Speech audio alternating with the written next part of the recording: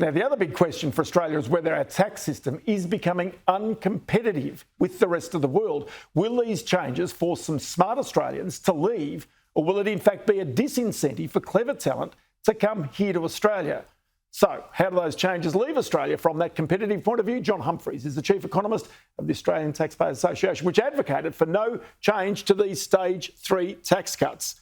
Why did you advocate no change to the tax cuts? G'day, Ross. We advocated going further than that, actually. We have claimed for a long time, and this is true, bracket creep has been much bigger than the stage 3 tax cuts compensated us for.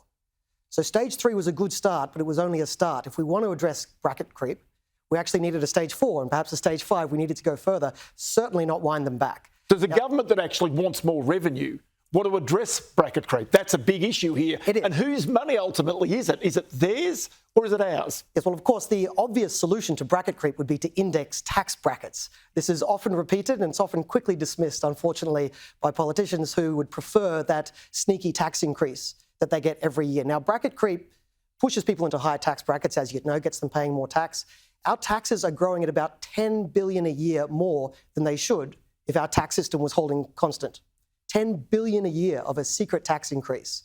And stage 3 was a good step to give us some of it back, but we actually need more, which is why, can I say, the proposal by Albanese and the Labor government to drop the bottom marginal tax rate from 19 to 16, that's actually not a bad idea, but that should be part of the next round of tax cuts. They should not use that to replace the last round. Yes. So we're seeing here the income taxes and what Labor basically said that they would commit to. And the one piece of tax reform that the Morrison government did was to get rid of 37 cents in the dollar, which now Labor is bringing back in. My sense was by flattening your tax scale, you give greater incentive to people to work, to get a second job, to start a business. You take away an incentive to actually avoid tax. All of those things were done, but they have not done this year. Yeah, absolutely. As we've long said, the last 20 years has seen nearly no meaningful economic reform, microeconomic reform. The one exception was the stage 3 tax cuts, and especially getting rid of that 37% bracket. So that was a great idea. It would have actually incentivised more investment, more risk-taking. If you want more investment and you want more risk-taking, then you need to create a better reward for the investment, a better reward for the risk-taking. And that's what lower marginal rates do for people between 100 and 200. And that's what we've taken away here, which is going to basically gut the effectiveness of the productivity gains from stage 3. But talk about productivity. You want your smartest and brightest to stay in Australia. So you need a competitive tax system here. You also want to attract more people to Australia. The problem is, if this government takes away more tax than other countries do, guess what? That talent goes to America. That talent goes to Europe because they can get better incentives. Is that true? Absolutely. And the important thing to note is the marginal tax rates. We get very easily caught up in the game of how much tax cut did you get, how much did I get? And that's relevant. By the way, I benefit from Labor's changes. But what matters as an economist, if you want productivity, what matters is the marginal rates. OK, so I put this together today. Here's Australia. I just threw a few of the lower tax rates out there. Brazil, top marginal tax rate, 27.5%. Canada, 33%. You pay some local taxes. Singapore, 24%. Sweden, 20%. Why wouldn't you go and set up a business in Sweden or Singapore, for goodness sakes? When you think about that, you can keep more of the money yourself. Absolutely. There's a bunch of ways people respond to tax, and this is the thing that's often missed in this discussion of what did you get, what did I get.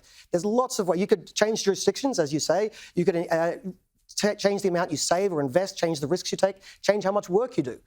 Depending on how much you get to take home is going to impact whether you want to do the overtime, do the harder job. Now, one thing I did note there is that, say, for example, it's not just where the tax rate is, but it's when it kicks in. In America, for example, it kicks in at way over about 700,000 Australian dollars, whereas in the UK it clicks in at about, 280,000 Australian dollars in equivalent terms. So this also is important to recognise, isn't it?